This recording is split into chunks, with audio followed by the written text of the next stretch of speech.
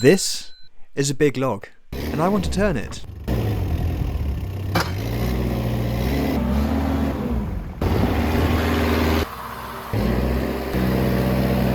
So I was curious to see how much this log actually weighed, so I hooked it up to this little digital scales we've got, but you can hear it just beeping like a little bit. But I put it into an online log calculator and it came out to be about half a ton, so, you know, we don't mess around here, no half measures here.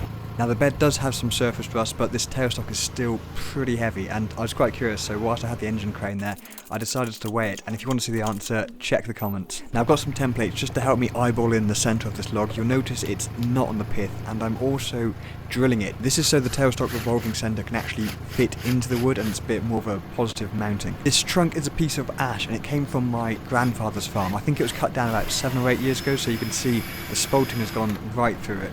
I was originally going to use this bolt and weld some arms to it, but decided against that. I did find this drive flange, however, in my parts bin. We were playing tug of war with my Land Rover, and it decided it was too old for that shit, so stopped playing. But it will work great as a little faceplate. I've got 2 options for the screws. I think the long ones might pull through, and they can be a bit brittle, so I'm going to use these short ones, which I always use for my faceplate work, and just see what happens, really.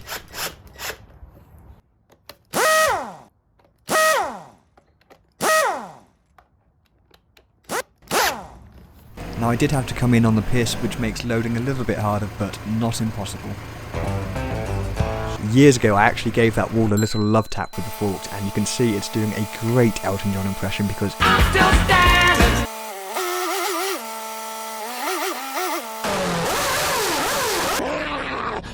Here I've got the engine crane just basically to help support that, because I was worried it was going to roll off the forks and behind the lathe, and that would be a disaster.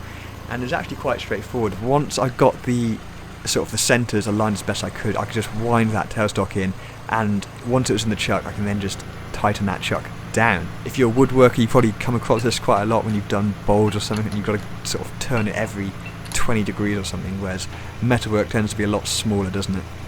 This tailstock is so nice to use, but it always reminds me of this one place, which is the Ho Chi Minh tunnels. If you've been there in Vietnam, you'll know exactly what I'm thinking about, and I'm really sorry if I've given anyone flashbacks. This lathe was actually built in 1934, I believe, and I think it's the oldest Woodturning RU on record. I think they only made about 300 of these, and we think this is number 9 off the line. It's also the only one I've seen with a fixed bed. The rest look like this. Did think this log might get stuck in a few places. The lathe's got a 12-inch throw over the bed, but this really got stuck like a step bro, and I was really surprised by how much twist this bed has. I mean, it's about 1 inch thick cast iron, it weighs over a ton, and you can see there it's just like flexing quite a bit, so I'm going to sort that out in a second. Has he got a chainsaw? Oh yes! Oh god.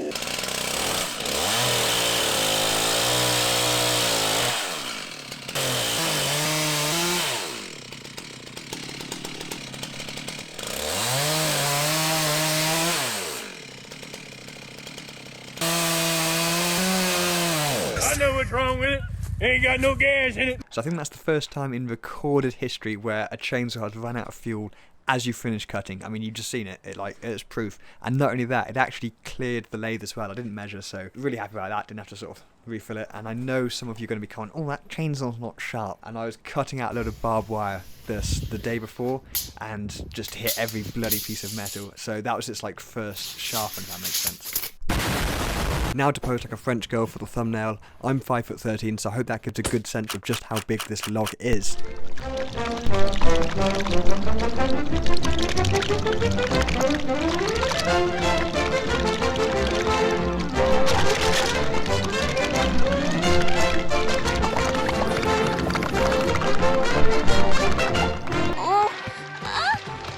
Stop, log! Stop!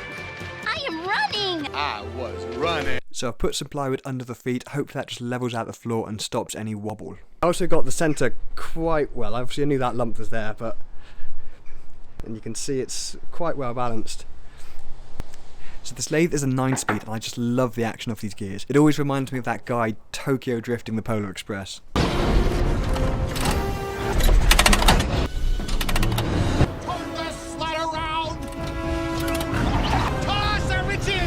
Not sure who Richie is, but let's go. Now this lathe only has a 0.5 horsepower motor, and I think it runs through a reduction drive, so this is actually about 15 RPM. So what I'm looking at here is actually the faceplate coming out. So I knew the end of the log wouldn't have been cut perfectly square, but I was hoping it might actually slip in the chuck slightly, and that'll just give me enough time to turn the tailstock end dead flat. So you can see the screws just pulled themselves out of that wood. Ironically, I always go overkill with my faceplate work, and I didn't want to use my actual faceplate because I didn't want to damage it. This log actually had to go to the sawmill the next day, but I promise you, if you subscribe, you will be seeing more content like this on my big lathe. I'll make that deal. How about you, bitch? You make that deal? I'd make that deal. I don't blame you. Damn good deal.